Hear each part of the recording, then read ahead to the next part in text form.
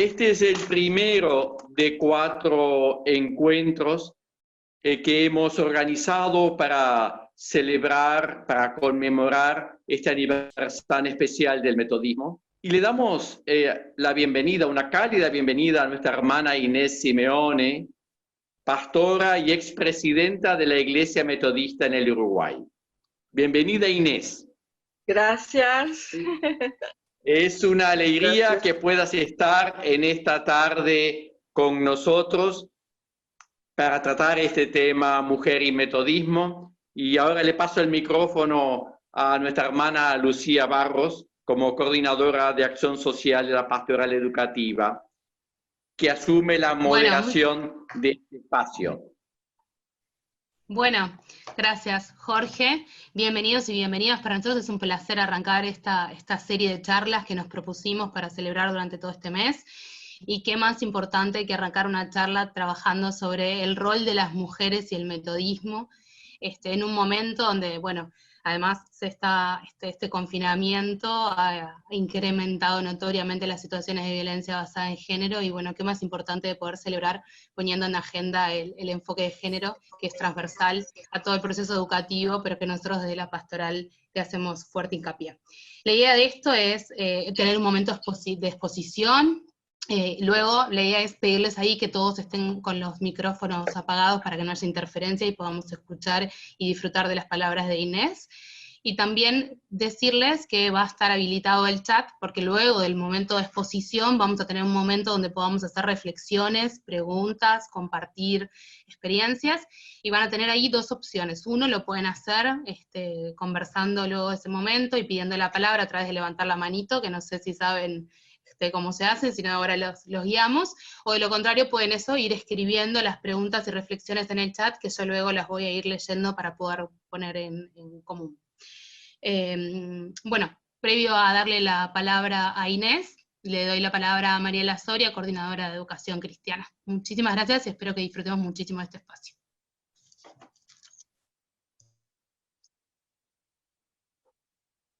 Para nosotros es una gran alegría y me llena de emoción ver a Mateo, a Matías, a Romina, qué placer, a Lara, encontrarme con alumnos, exalumnos, actuales alumnos, o sea, es un placer para mí estar acá. Y especialmente este año, como decía Lucía, el tema de género es una transversal institucional, particularmente desde la pastoral, y en los últimos tiempos estamos sufriendo muchísimo como pueblo en este sentido, así es que es un tópico a tomar muy fuertemente este año con segundo de bachillerato, y por eso me parece muy importante la presencia de Mateo y de Matías para acompañar este espacio, que serán voces multiplicadoras de los aportes de Inés seguramente. Es un tema que estamos trabajando conjunto con el psicopedagógico y la profesora orientadora pedagógica, y nos estarán acompañando otros actores, entre ellos Lucía, también otros actores de nuestra sociedad. Así es que infinitamente agradecida a Inés por su disposición hoy, y atentos todos, que seguramente saldremos enriquecidos de este espacio. Mariela, qué responsabilidad. Pero ¡arriba!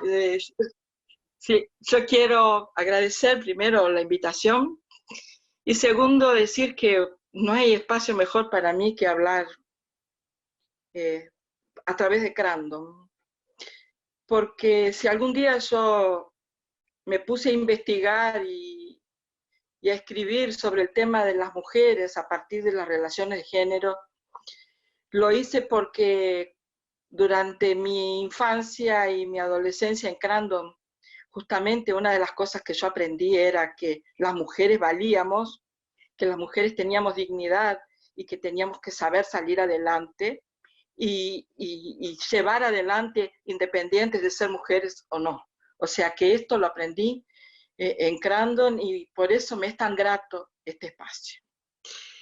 Bueno, hablar de mujeres, para mí, que me pasé hace 30 años que estoy investigando sobre ese tema, me resulta muy difícil porque hay que seleccionar cosas y tratar de transmitir justamente cosas que motiven y provocan a las nuevas generaciones a trabajar un tema que nunca pierde vigencia. Lamentablemente, me encantaría que no tuviera que hablar sobre mujeres, pero lamentablemente hay que hablar, hay que preparar a los que vienen llegando y trabajar justamente el por qué es necesario hablar de este tema.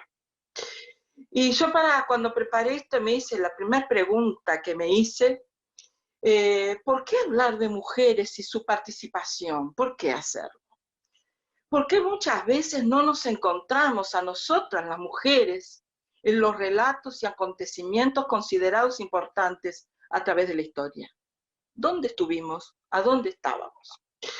Y estas preguntas justamente me llevaron muy atrás, hace 20 años atrás, una tarde, en el archivo histórico de la Iglesia Metodista, cuando el archivo histórico era una piecita arriba de la Secretaría de la Iglesia Central, en la cual yo fui a acompañar a los investigadores que allí había, señores muy preparados para la tarea, y que allí se reunían. En esa reunión encontré un folleto arriba de la mesa, y ese folleto mencionaba los fundadores del metodismo en Uruguay en 1878. Y me llamó la atención y lo leí. Yo recién había vuelto a Uruguay después de 32 años viviendo en Brasil, por lo tanto, no había trabajado como profesional investigadora la historia del metodismo en Uruguay, empecé en ese momento, y ahí entonces vi todos hombres. Y ahí yo dije, ¿dónde estaban las mujeres?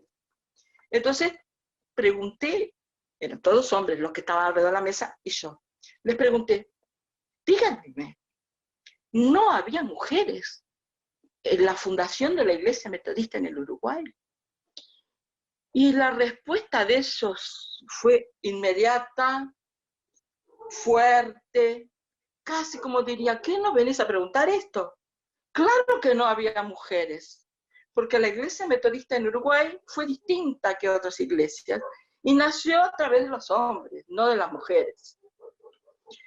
Bueno, entonces dije, ¿ustedes me permiten ver el acta de fundación de la Iglesia Metodista en Uruguay? La primera acta de 1878. Claro, me dieron el libro. Y allí encontré que constan 147 nombres considerados fundadores de 1878 de la Iglesia Metodista en el Uruguay, de los cuales 126 eran mujeres. O sea, 80% eran mujeres, pero solo constaban el nombre de los hombres. No dije, mostré el acta y bueno, y se sorprendieron los hombres, pero no entré en discusiones porque me parecía que no importaba en ese momento y me dediqué a estudiar con más profundidad el tema. La historia ha sido contada de esa forma en casi todos los ámbitos y lugares. Las mujeres solo fuimos mencionadas cuando hicimos algo absolutamente extraordinario. Si no, no contábamos. ¿Y qué sería extraordinario? Nombre de alguna santa, de una Juana de Arco, que hizo todo lo que hizo, o el nombre de alguna bruja que embromó bastante a algún grupo, entre comillas, y entonces, bueno, había que mencionarla. Esas son las mujeres que eran consideradas extraordinarias. Imagínense ustedes cuántas mujeres podemos encontrar en lo que se refiere al ámbito religioso. Hay que encontrarlas con una pincita y buscar mucho y buscar lo que nosotros llamamos señales. Y a partir de esas señales empezar a traerlas. ¿Y por qué se dio esto que las mujeres estuvieron, pero no fueron registradas?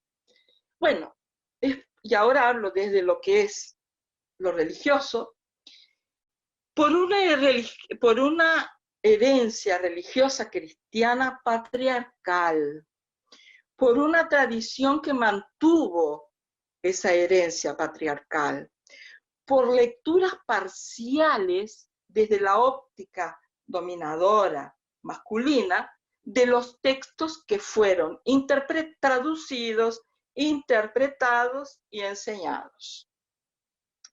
San Agustín, que fue un santo muy reconocido en su momento y en las futuras preparaciones de sacerdotes e incluso formador de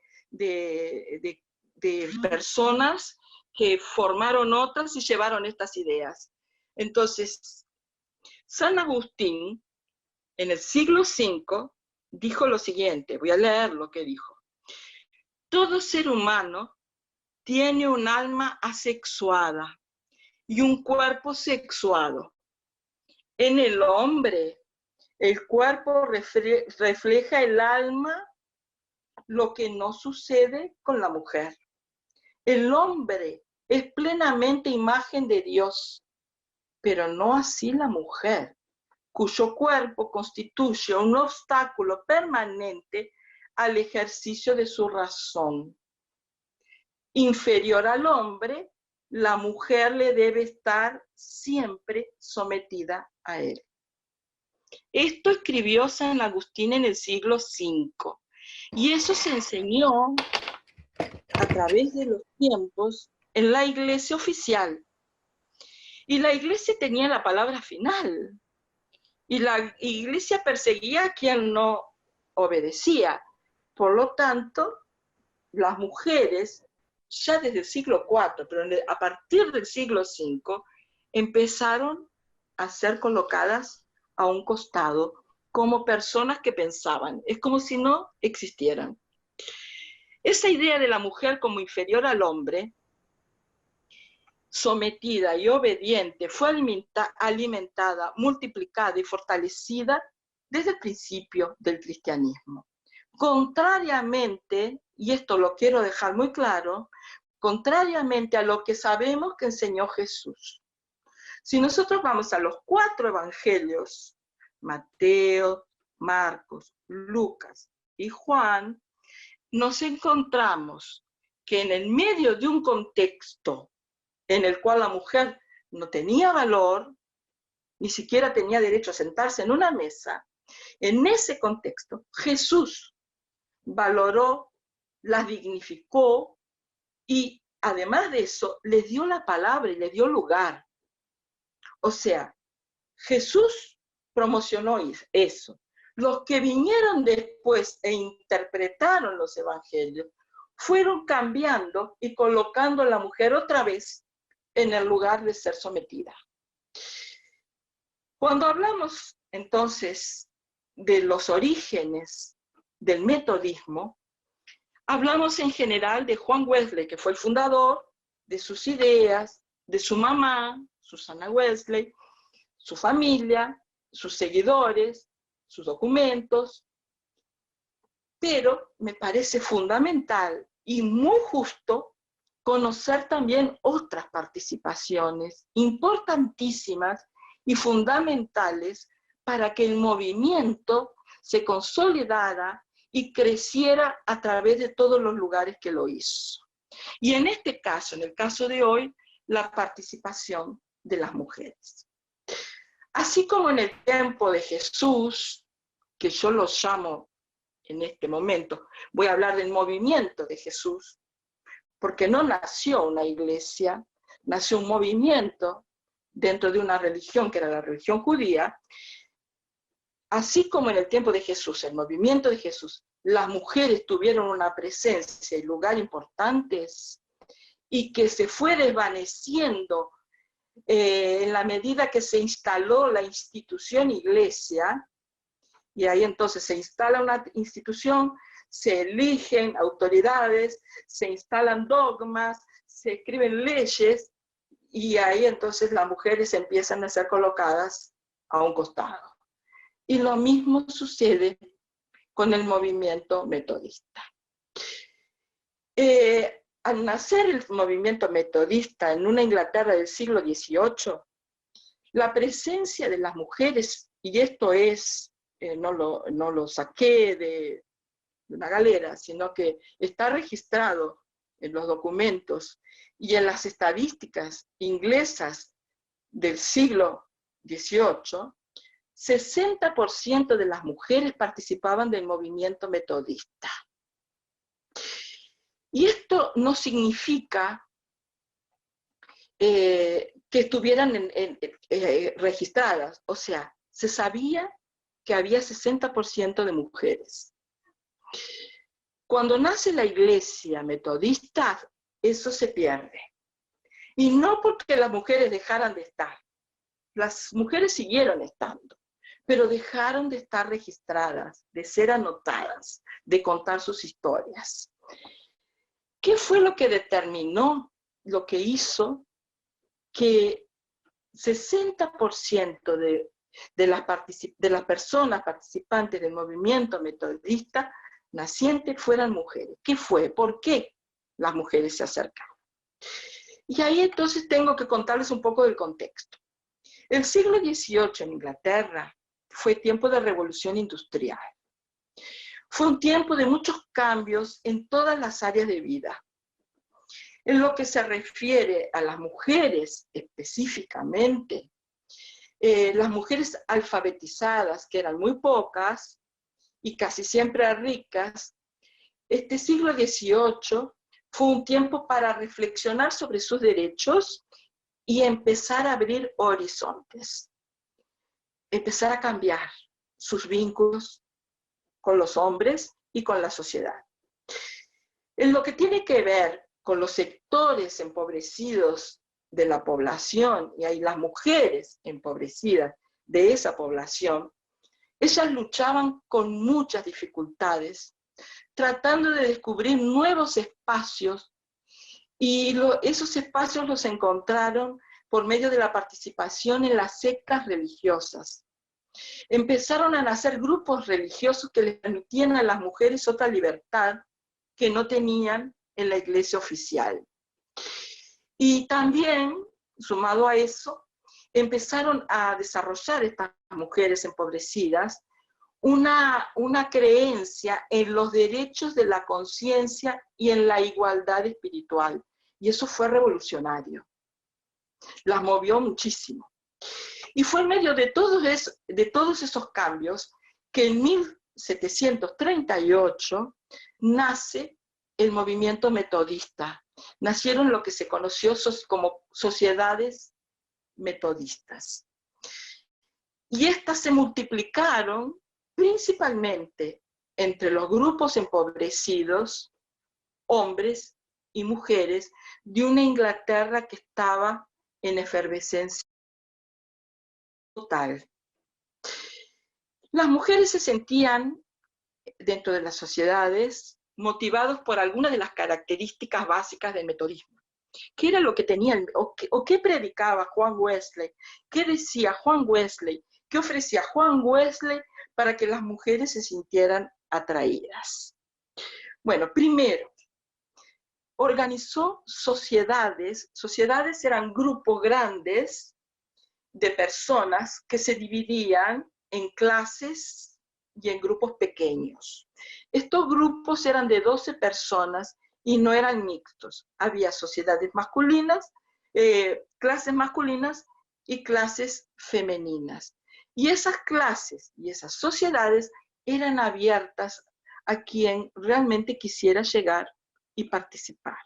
Entonces, bueno, eso obviamente les dio mucha posibilidad a las mujeres de participar. La otra cosa que es teológica, pero obviamente importantísima, es que la gracia de Dios es para todos y para todas. Antes, u otros grupos religiosos, mejor me parece más correcto decirlo, entienden que la gracia es para algunas personas elegidas. Para el metodismo, la gracia de Dios es para todos y todas, sean pecadores o no. Esto es otro tema. Entonces, esta gracia para todos está disponible, es abundante y es gratuita. Por supuesto que esto provocó un sentimiento de inclusión que hizo que las mujeres se sumaran así masivamente. Además de esto, otro factor fue el lenguaje usado. Cuando se iba a la iglesia de Inglaterra, a la misa o al culto, se hablaba en latín o se hablaba en un inglés académico que no era entendido por la mayoría de las personas. En el movimiento metodista, el idioma, el lenguaje que se usaba, era un lenguaje, era casi como la primera instrucción de Wesley, era que había que hablar en un lenguaje donde todas las personas pudieran entender y ser entendidas. Y esto también sabemos por las reglas de la comunicación que es básico, que se pueda entender, hacerse entender y entender a quién, al interlocutor. Otro de los factores es que estas mujeres se sentían libres para expresar su fe. No nos olvidemos, nosotros estamos en Uruguay, un país laico, donde la fe se entiende y se trabaja de diferentes formas. Pero Inglaterra del siglo XVIII era un lugar muy religioso y la mayoría de las personas tenían su fe. Pero ni siempre podían expresar esa fe libremente. Entonces el movimiento les permitía eso, y eso por supuesto era realmente excelente para las mujeres. Otro factor era el énfasis metodista que se le daba a la experiencia. Para el metodismo no sirve solamente decir, yo me convertí y creo en Dios. Me siento en un sillón, me cruzo los brazos y ya me salvé, porque estoy diciendo que creo en Dios y que me salvé. No, para el metodismo, el decir que uno realmente cree en Dios y en Jesucristo como Señor y Salvador, significa cambio de vida y significa una experiencia concreta y un compromiso con determinadas cosas, pero principalmente una coherencia entre el discurso y la práctica. Entonces, ese énfasis hacia la experiencia hizo que las mujeres se encontraran en espacios de acción vinculados con sus propias experiencias de vida. Imagínense ustedes, mujeres que vivían en ambientes de mucha violencia, porque una de las características de la Inglaterra del siglo XVIII era que Inglaterra había pasado de ser una sociedad rural para transformarse en una sociedad industrial, y las familias se mudaban del campo hacia la ciudad. Y ahí entonces, en ese cambio, había realmente una adaptación que no era fácil. Y empezaron entonces muchísimos problemas por causa de adicciones al alcohol. Y el alcohol provocaba, qué novedad, ¿no? Provocaba violencia, y provocaba violencia doméstica. Había muertes, había violaciones, había abusos. Entonces estas mujeres no tenían centro comunitario, no tenían asistente social, no tenían psicólogos, psicólogas, no tenían. Tenían al cura que no las entendía, o si las entendía, por supuesto, tendría que haber algunos que sí entendían, pero no tenían un espacio en el cual pudieran realmente compartir sus cosas. Y estos pequeños grupos, que eran, en el caso de las sociedades metodistas, eran religiosos, eran liderados por mujeres. Primero eso, eran grupos de mujeres pequeños, con una líder, mujer preparada. Y esta mujer ayudaba a que las otras pudieran conversar, organizar las conversaciones, y entonces juntas, celebraban victorias, lloraban juntas, encontraban y buscaban soluciones, y trataban de darle una mejor calidad a sus vidas. De alguna forma hacían una catarsis general. Y a esto se vinculaba, por supuesto, porque en las sociedades religiosas se lo relacionaba con las enseñanzas de Cristo. Esas enseñanzas que yo les hablé primero de los evangelios y de las características y de las cosas que las mujeres habían crecido en el tiempo de Jesús. Esto ayudó a que a las mujeres metodistas del siglo XVIII les diera muchísima esperanza. Y esperanza de vida, esperanza de buena vida. Y las mujeres entonces empezaron a crecer a partir de estas oportunidades. Ellas podían interpretar la Biblia, cosa que no se podía hacer, porque en muchos lugares ni siquiera se leía la Biblia en el idioma del pueblo. Y podían interpretar la Biblia sin intermediario y de acuerdo a los hechos concretos de su día a día, estableciendo así una relación muchísimo más cercana a Dios.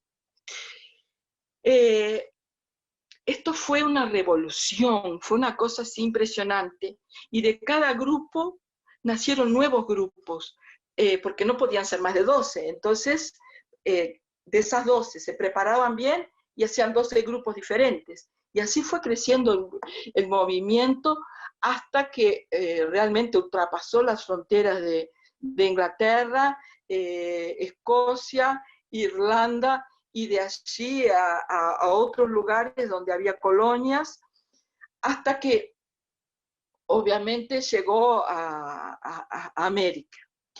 Me gustaría aclarar algo aquí fundamental. Primero, el metodismo naciente fue contra cualquier tipo de violencia, y también incluso luchó y denunció todo el tema del tráfico de esclavos.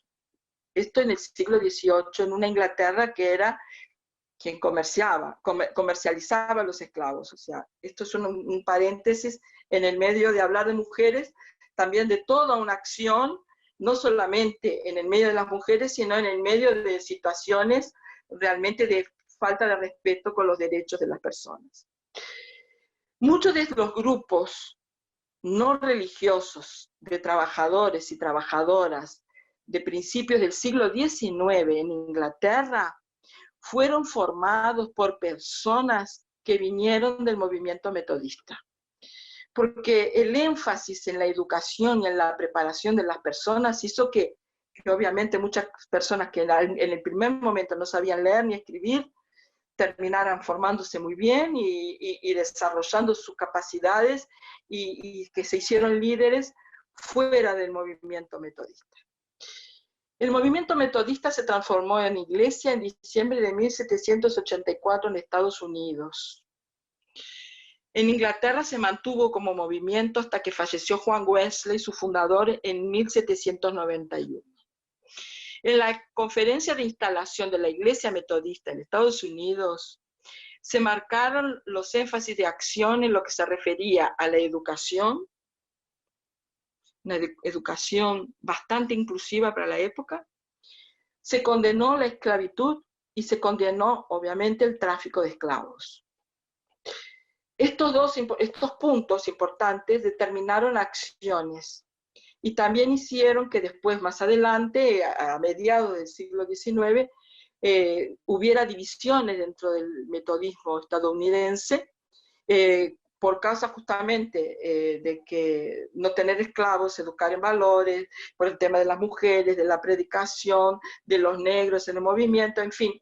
Es un tema interesantísimo para tratar justamente de los logros en lo social a partir del credo social establecido en el norte de Estados Unidos en el siglo XIX. Es otro tema. Las mujeres negras y las mujeres blancas participaron activamente de la construcción de la iglesia metodista, del nacer de la iglesia metodista como iglesia.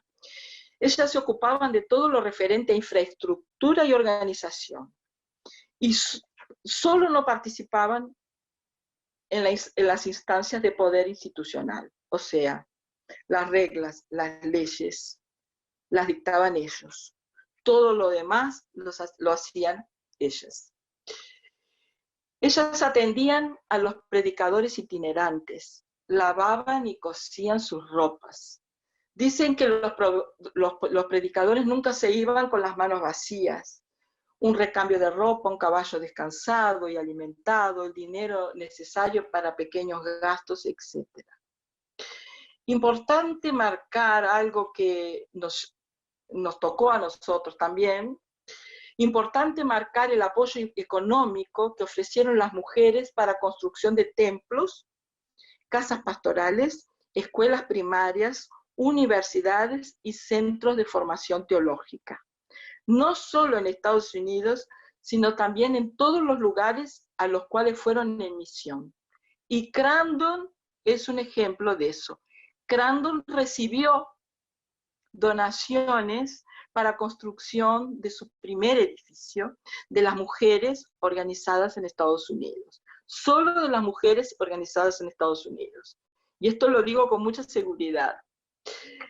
Un ejemplo muy importante para compartir, que no tiene que ver con los aportes económicos, pero que me resultó absolutamente interesante, es el relato de un predicador itinerante que dice así: cuando llegué al pueblo, casi todas las personas se habían ido a ver las carreras de caballos. Por lo tanto, me dijeron en la posada que era probable que no se realizara el encuentro del grupo metodista. De igual forma, fui al lugar de reunión donde, para mi sorpresa total, encontré 59 mujeres y un hombre ciego, y que por ser ciego no había podido ir a ver las carreras. O sea, lo recibieron las mujeres del pueblo y un hombre ciego. Los demás estaban todos comprometidos con las carreras de caballos. Ya en el siglo XIX, las mujeres metodistas y de otros grupos se organizaron en grupos para luchar por los derechos iguales en todos los ámbitos de la sociedad, para luchar por el voto femenino. Se organizaron en ligas anti el consumo de alcohol también. Se organizaron para la formación de mujeres para que pudieran participar de la vida pública. Se organizaron para ayudar y lograr libertad para muchas mujeres que no la tenían. También las metodistas lucharon para poder ser delegadas a las asambleas generales, porque no podían en el siglo XIX tampoco ir a las asambleas generales, y también se organizaron para lograr que las mujeres fueran ordenadas al sacerdocio. A fines del siglo XIX, y esto se cuenta muy poco, en una de las ramas del metodismo llamada Iglesia Sion, que es un grupo de negros y negras metodistas que en el siglo XIX se separaron de la iglesia oficial metodista. En ese grupo, en el siglo XIX, se ordenó la primer pastora mujer negra. En los otros grupos, recién llegando más o menos en el siglo XX, ahí por los años 20, y en la iglesia metodista del sur, que era más conservadora, recién después de los años 30. También las mujeres se organizaron para ir en misión por todo el mundo, y para eso fundaron la Junta Misionera de Mujeres de la Iglesia Metodista Episcopal y la Sociedad Misionera de Mujeres Ultramar. Fueron ellas las que apoyaron a Cecilia Welfy, fundadora de Crandon, a comenzar con las escuelas evangélicas en 1879. Cecilia llegó a tener casi 17 grupos de escuela y que trabajaba en barrios pobres, empobrecidos o con niños y niñas muy carenciados. Desde ese grupo, de esas sociedades americanas, vinieron las misioneras a fines del siglo XIX y toda la primera mitad del siglo XX, hasta la autonomía de la Iglesia Metodista en Uruguay. La motivación de estas mujeres, ¿por qué estas misioneras venían y fundaban escuelas y se dedicaban a la formación? Porque ellas habían conversado, habían ido a investigar a la India y descubrieron que era fundamental que quien enseñara a las mujeres del lugar fueran mujeres del lugar. Entonces, ¿qué hacían las misioneras? Iban a determinado país, les enseñaban a las mujeres a leer, a escribir, les enseñaban sobre valores, sobre derechos, sobre lucha, y ahí entonces las que aprendían, ahí empezaban a multiplicarse y a enseñarle a las demás. A mí esto me resulta realmente importantísimo. Y descubrir que en las sociedades de mujeres, en algunos lugares muy alejados de este mundo, muy alejados en el centro de África, en algunos lugares del Pacífico Sur y en el centro de Brasil, las sociedades de mujeres elegían a las pocas mujeres que sabían leer y escribir para que esas mujeres se dedicaran a adoptar otras mujeres de la sociedad de mujeres para enseñarles a leer y escribir, con el compromiso que después que aprendieran tenían que enseñarle a otras mujeres. Estas cosas nos enseñan mucho de metodología, pero también de comunidad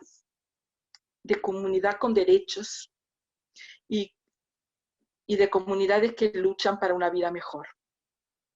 Y en una vida mejor no está incluida la violencia. Entonces, bueno, todas estas historias, tanto de Inglaterra como de Estados Unidos, de las mujeres metodistas, nos llevan a darnos cuenta que la participación de las mujeres metodistas en Uruguay, a través de Crandon, fue fundamental para formar a mujeres uruguayas a que lucharan para que no exista la violencia, para que se pueda luchar por los derechos que todos tenemos y que te pueda conseguir una vida mejor. La presencia de la mujer metodista en el Uruguay empezó, como conté en el primer momento de esta charla, empezó casi como que sin contarlas, porque hubo al principio mucha resistencia por parte de la Iglesia Católica. Imagínense ustedes, en el Uruguay del siglo XIX, Iglesia Católica oficial y fuerte no permitía que las mujeres participaran de cualquier grupo religioso que no fuera la Iglesia Católica. Y yo saqué aquí las palabras de un sacerdote, de un cura. Está escrito en un diario metodista de un periódico metodista llamado El Evangelista, y que se escribió lo siguiente: un clérigo que acompañó al obispo en su misión predicó un sermón en que comparó a las señoras y señoritas, disculpen las palabras, como con yeguas y mulas. Esto en una predicación en una misa. Y en un sermón de otra iglesia, el orador ha dicho que no hay virtud fuera del catolicismo y que toda mujer racionalista debe necesariamente ser una prostituta. O sea, si te salías de las reglas de la Iglesia Católica y te ibas a participar en una iglesia en la cual podías participar libremente y crecer en conciencia, en pensamiento y en derecho, te iban a considerar una prostituta. Entonces, bueno, tal vez por eso mis compañeros del archivo histórico me hayan dicho en aquel momento, hace 20 años atrás, que la Iglesia Metodista en Uruguay había nacido de otra forma, porque de verdad las mujeres que participaron tuvieron que vencer muchas dificultades para llegar hasta nuestra iglesia. Tenían que vencer primero a las familias tradicionales y al párroco de la iglesia en la cual frecuentaba.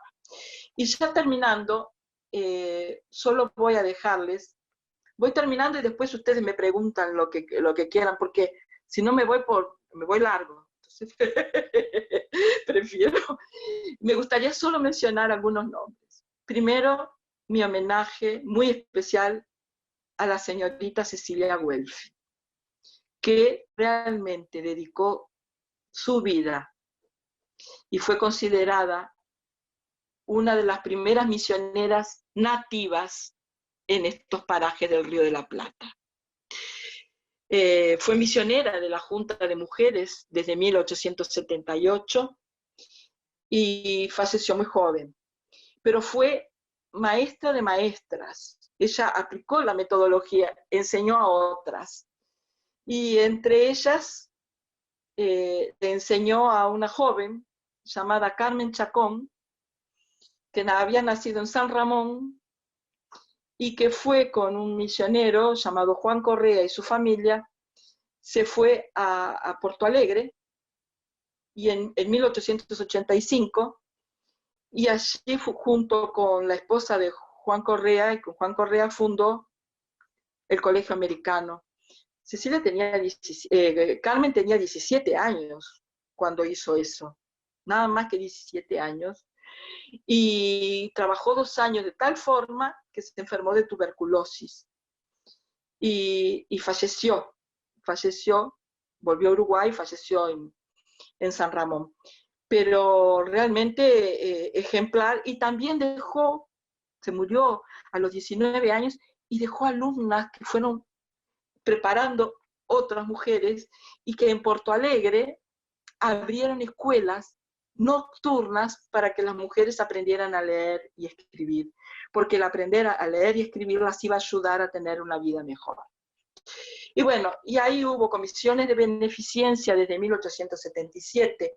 Estas comisiones eran para socorrer enfermos y necesitados, sociedades de beneficencias, comisión levantando fondos para el templo, escuelas dominicales dirigidas la mayoría por mujeres, construcciones apoyadas por las mujeres locales, organización para comprar distintas cosas o para apoyar distintas personas en el medio de la Iglesia Metodista en Uruguay, la obra del Buen Samaritano en 1919 para madres y niños y niñas en el Cerro, grupos de mujeres organizados desde las escuelas metodistas para actividades de la Iglesia, la primer diaconisa Hortensia Droz en los años 20, si yo no me equivoco, Hortensia Droz fue la mamá de Luis Rosso y que también dejó muchas marcas dentro de la Iglesia Metodista. Después la primera mujer reconocida como predicadora local, licenciada, que se llamó Isabel González Vázquez de Rodríguez, y era de la Iglesia de la Aguada, y esto fue en 1923.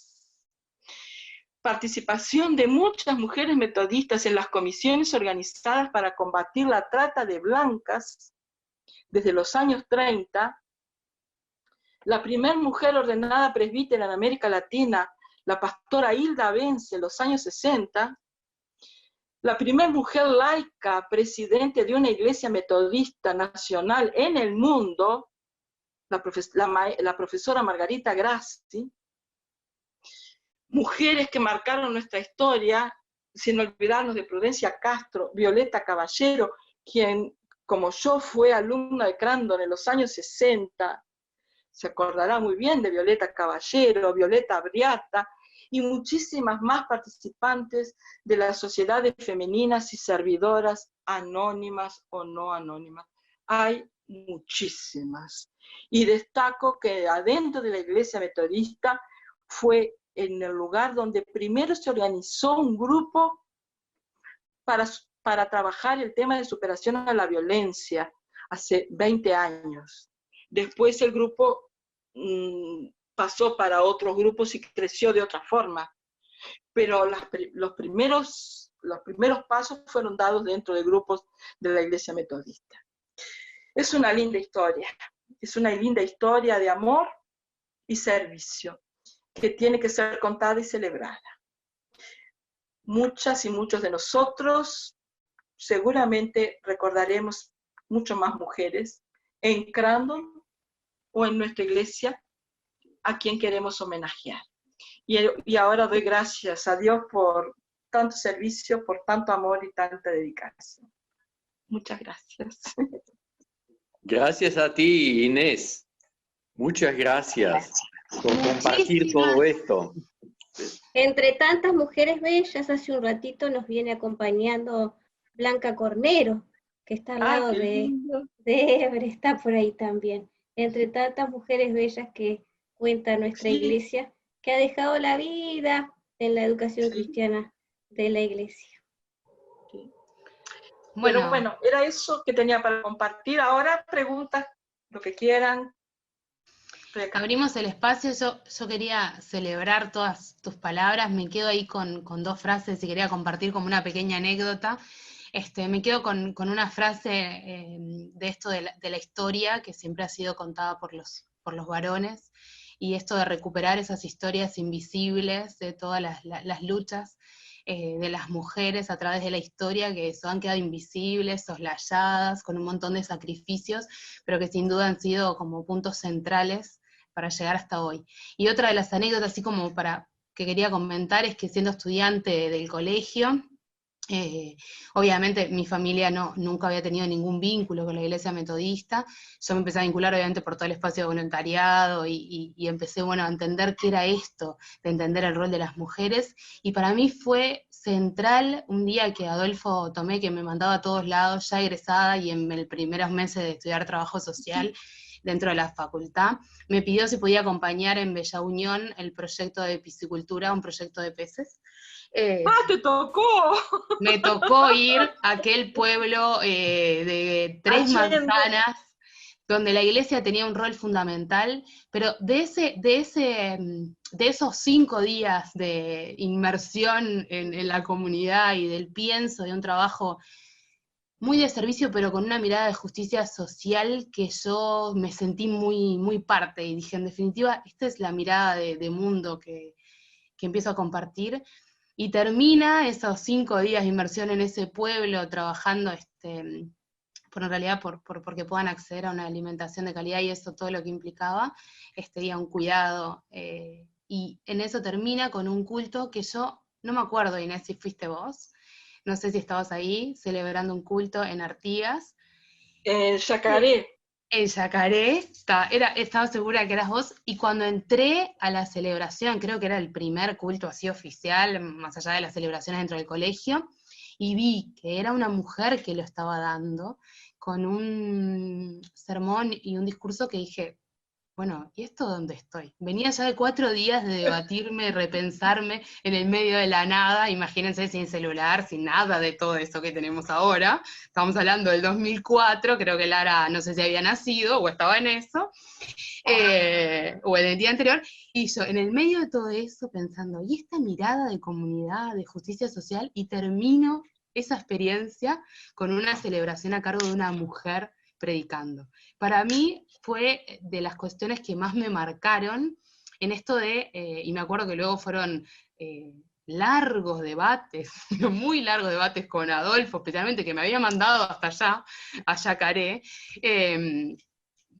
debatiendo sobre esto, ¿no? Bueno, ¿cuál es el rol de las mujeres? Especialmente comenzando mis estudios, y ya con creo yo, con una mirada desde unos lentes feministas y de género, que uno después de que se los coloca es imposible ver de otra manera. No podés. No podés.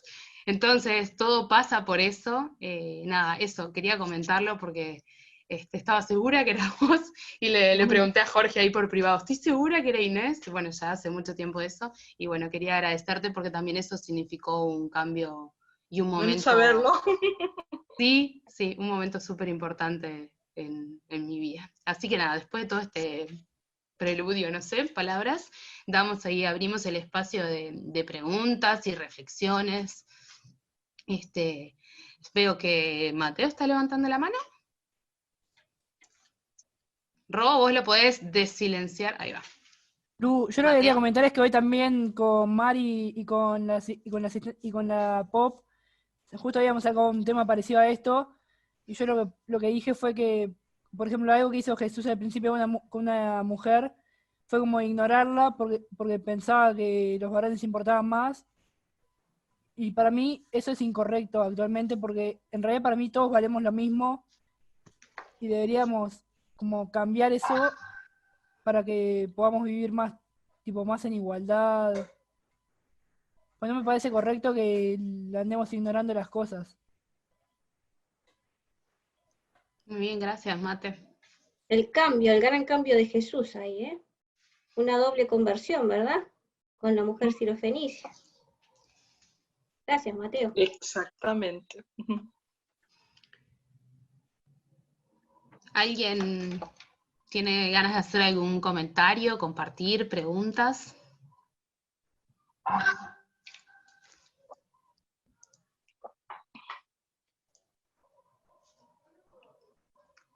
No sean tímidos, que estamos en un espacio muy, muy de encuentro y...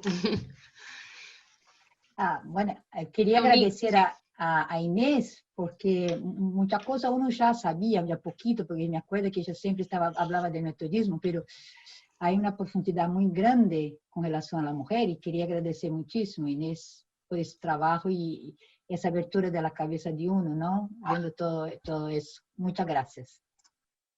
Fue un gusto. Y yo sabía que muchas de ustedes ya habían escuchado algunas de estas cosas, ¿sí? Porque claro, la historia uno no la cambia, pero sí es importante recordarla. Ah, bueno, muchas gracias, Eunice, por tus palabras.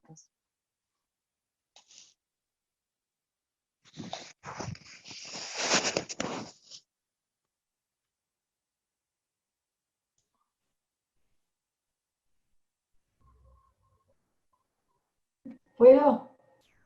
Sí, claro. No, que podríamos ofrecer esta misma charla, a lo mejor también en forma virtual, para la Federación Femenina Metodista, que me parece que puede ser de gran utilidad. Sí, no sé, Inés, qué es la... Sí, para mí, o sea, el conocimiento se comparte. Y por todos lados que se pueda compartir, para mí, genial. Yo tuve muchas oportunidades de conversar con la federación, muchas veces, de estos temas y de otros, pero como dije antes, le dije a Eunice, estas cosas no está mal recordarlas, y creo que puede ser buenísimo para animarlas, y no sé, esta charla quedó grabada, ¿no? Sí, quedó grabada y ahí va Ro, que es la técnica. Sí. Bueno, esta charla queda grabada, nosotros la vamos a compartir desde las redes de Crandon, y va a quedar libre para compartir al acceso a, por ejemplo, las personas que estamos acá, nos puede llegar. Entonces la idea es difundirla, y claramente lo que decían de compartirlo con la Federación de Mujeres, va a quedar como recurso, y ni que hablar que quizás se puede generar el espacio de charla también, que no es lo mismo que estarlo grabado, sino tener el diálogo. Y aprovecho a darte las gracias, Inés, un gusto, yo no te conocía, un placer escuchar. Gracias, gracias. Vamos ahora al... Yo quiero decir algo. Me dio mucha alegría ver allí a Mariela. Yo recuerdo, la reconozco desde muy jovencita, la conocemos con Blanca, y cuando a Mariela se la designó para trabajar en el barrio Teniente Rinaldi, yo casi me opuse, dije, es tan pequeña, tan frágil, ese barrio es muy complicado, barrio de puñaladas, balazo, cualquier cosa, porque yo trabajé muchos años por ahí, y dije, no puede ser esta chiquilla, no sé, a los 2 meses entraba como perico por su casa recorriendo esos callejones, y yo la miraba cuando pasaba a buscar algunos gurises de allá del Centro Ecuménico del Borro, la veía tan dueña de sí misma y tan segura, que yo decía, bueno, no solo la gracia de Dios que sostiene hasta chiquilina, claro, en ese momento yo la consideraba una chiquilina, ¿verdad? Era tremenda mujer y tenía una garra de esas que muchos de los hombres podrían envidiar. Así que me da muchísima alegría haberla visto. Gracias, Ever, qué buen recuerdo. Muchas gracias. Para mí fue una etapa muy, muy feliz de mi vida. Muy, muy feliz. El equipo pastoral de ese momento que integraba, que estaba Raúl Sosa y el pastor Adolfo Tomé, fue impresionante en mi vida. Realmente conocí a Cristo con ese equipo. Realmente. Gracias. Gracias. Yo quería hablar. Teníamos muchas andanzas Sí, claro que teníamos muchas andanzas, Blanca, por supuesto. Había un montonazo de gurises, la subida a los camiones con 70 gurises, en banquitos, los campamentos, que a Jorge se le perdía el portafolio. No, y Tabaré Cardoso le decía, platea voy yo, platea voy yo. Te habrán historias. Bueno. Me acuerdo una vez con Mariela que queríamos hacer bajar un chiquilín que se había subido arriba de una parada de ómnibus y se quería tirar para el medio de la calle. Y bueno, fue una ¿Qué no hicimos, de Blanca? nervios y de problemas. Tremendo. La gracia, Blanca, la gracia nos acompañó siempre.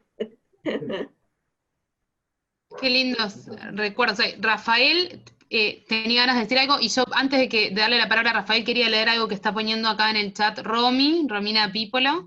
Plantea, no puedo hablar en voz alta, pero quiero agradecerles por tocar este tema y de esta forma. Estoy hace rato intentando expresar por escrito lo que me genera y no lo estoy logrando muy bien.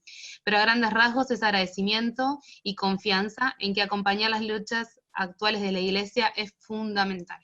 Gracias. Linda, Romy, gracias. Rafael, ahora sí te cedemos la palabra. Bueno, yo quería agradecer a Inés por la invitación que me hizo en esta tarde para poder estar hoy compartiendo con ustedes este espacio. Es la primera vez que veo a mucha gente que está en esta plataforma hoy, y bueno, agradecer la invitación, y qué importante es el hecho de reivindicar la figura de la mujer, ¿no? Reivindicar a la mujer como tal en nuestra sociedad, ¿no?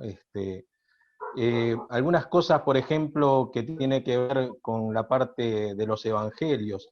Allí uno siempre ve cómo la mujer fue relegada en varios aspectos, por ejemplo, en la multiplicación de los panes, en donde dice que compartieron 5.000 personas sin contar las mujeres y los niños, ¿no? O sea, como que las mujeres y los niños no eran personas, ¿no? Después también, por ejemplo, cuando Jesús va a la casa de la suegra de Pedro y cura a la mujer, y dice que la mujer se puso a servirlos, ¿no? O sea, como que era un hecho de curarla para que nos sirva, ¿no? Entonces, yo creo que hay muchas cosas que hay que dar muchas gracias a las mujeres, a las señoras, por todo el rol importantísimo que han tenido en las sociedades de antaño y de ahora, ¿no? Y ya que estamos en el preámbulo ahí del día 20, donde es tan importante para toda la sociedad uruguaya recordar a tantas mujeres que dieron su vida por la libertad, ¿no? Entonces creo que es muy importante la reivindicación de la mujer en todos esos aspectos sociales, ¿no? Y Inés contaba también de San Agustín ahí, que él se acerca a Dios gracias a su madre, Mónica, ¿no? La cual tanta oración dio sus frutos, y lamento que luego San Agustín haya visto a la mujer de una forma tan decadente, ¿no? Pero gracias por invitarme a este espacio, que es tan importante para la sociedad y para toda la Iglesia metodista también. Rafael, quería aclararle al grupo, Rafael es el pastor de la Iglesia Metodista del Buceo, nuestro pastor, y de Trinidad también. Pero para que el grupo supiera quién es Rafael. Gracias, Inés. Gracias. La idea era que también, eso, nos encanta que te hayas podido sumar a este espacio, porque la idea es esa, poder difundirlo para que estos espacios los podamos disfrutar entre todos y entre todas. Y bueno, aprovecho, antes de leer un mensajito también que puso Fede en el grupo, a compartirles que el próximo martes, a la misma hora, por el mismo canal, es decir, por el mismo link, vamos a tener un espacio con Raúl Sosa para trabajar sobre los migrantes, los derechos en este momento, y el metodismo, así que también no se lo pierdan. Y Rafael más que invitado también a sumarte. Así que y todos y todas. Quería leer Federico Plen, que se sumó este año a la pastoral y a un espacio con la IMU, dejó un mensaje que quería como compartirlo porque se quedó sin batería. Y puso, bueno, me encantó cómo introdujo el tema para todas las edades, entrelazando las historias más lejanas con lo local. El método de las pedagogas de que sean autóctonas, quienes repliquen, es re interesante, recordando a la joven misionera. Como para compartirles también esas palabras porque se tuvo que ir. Y bueno, capaz que, no sé si alguien más tiene alguna pregunta, comentario. No sé si a vos te aparece, tienen la mano levantada, Juliana. No los veo. Acá Mercio está levantando la mano. Mercio. Estamos compartiendo Carlos también. Tenés que ordenar ahí. Perdón, como moderadora me cuelgo mucho pensar, no, medio desastre. Entonces tenemos a Juli, Lara, Mercio y Carlos, que Carlos puede hacer como el broche de oro de cierre, ¿les parece bien? ¿Alguien más quiere sumarse a esta lista? Muy bien, entonces arrancamos con Juli y Lara, y luego Mercio y Carlos. Bueno, buenas noches para todos. Conozco a muchos, y a los que no conozco un saludo por acá. Mi nombre es Juliana, soy docente en Crandon desde hace 23 años. Ella, obviamente, es mi hija, estudiante del colegio, con mucha alegría y mucho orgullo. Después de lo que dijo el pastor, yo quiero decir que mañana es un día de conmemoración, un día de homenaje, y que una vez más me enorgullece muchísimo formar parte de una institución que se ha caracterizado en los momentos más aciagos de nuestra historia, más lúgubres y más tétricos, por haber abierto siempre las puertas, por darle refugio, asilo y amparo a quienes más lo necesitaron, cuando muchas mujeres y también muchos hombres necesitaron ese lugar en lo físico, pero también en lo afectivo, en lo profesional, porque recuerdo los relatos de compañeras maestras ya jubiladas, cuando nos contaban a las más jóvenes, tiempo atrás yo era una de las más jóvenes, que Crandon fue una de las pocas instituciones privadas que les abrían la puerta cuando todas las otras lo cerraban. Cuando en plena dictadura se les exigía, creo que se llamaba certificado de buena conducta, Crandon era una de las pocas instituciones que recibía a esos grandes docentes que tenían todas esas otras puertas cerradas, y cuando lo que los podía guardar era el destierro, el exilio, la muerte. Me parece que es central recordar y homenajear a todos los que nos precedieron, porque de alguna forma estamos a hombros de gigantes. Gracias. Bueno, creo que de alguna forma ya se me adelantaron, porque quería exactamente hacer el link al escuchar lo que contaba Inés, me trajo a la mente justamente lo de mañana, y a mí me parece que este gran grupo a través de la historia de mujeres metodistas, de alguna manera son como una marcha silenciosa, pero un silencio ruidoso, como la marcha del silencio. Mañana es muy ruidosa y tiene que serlo, para que haya memoria, justicia y verdad. Así que es un buen preludio esto de hoy para lo que vamos a vivir mañana como país. Gracias. de pronto viviendo en un contexto donde mucha gente abandona un referente. Ese alumno tuvo 2 semanas de clase. ¿Carlos? La idea de que hay... Solo para cerrar, comentarles a todos que mi acercamiento a la iglesia fue a través de una pastora mujer que fue Hilda Bence.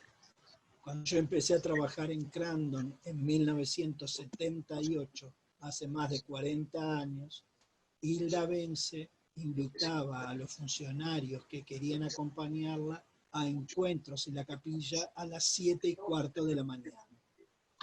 Y la primera vez fui, a Hilda, y un poco más lo que contó Lucía, cuando la escuché hablar, yo dije, pero esta mujer dice que yo pienso que tiene que ser la sociedad.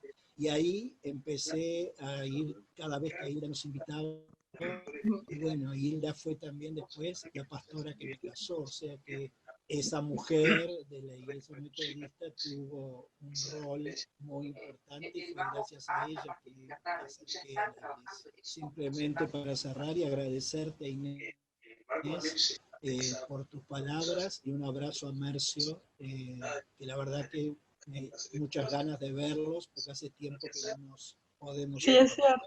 Y gracias a todos.